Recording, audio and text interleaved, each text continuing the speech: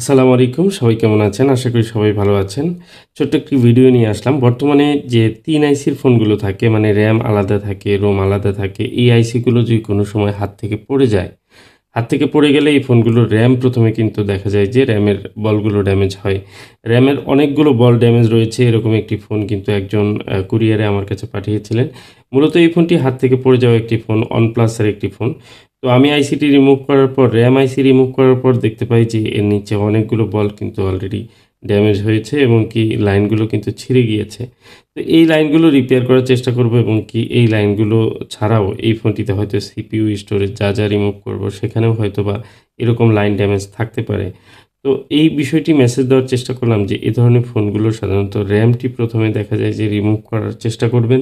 কারণ এই ফোনগুলো হাত থেকে পড়ে গেলে বা কোনো ধরনের চাপ লাগলে RAM-টির লাইনগুলো ব্রেক হয়ে যায়। আর এর কারণ হচ্ছে RAM-টি একটু আকারে বড় থাকে এবং কি এই RAM-এর লাইনগুলো কিন্তু খুব সহজেই কিন্তু ছিঁড়ে যায়।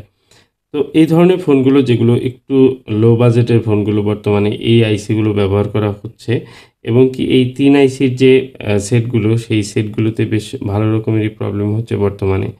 তো এই ফোনগুলো আসলে রিপেয়ার করার জন্য ১ম এ আপনি যদি কোনো ডেড ফোন পান তাহলে RAM-টি রিমুভ করে আপনি দেখতে পারেন।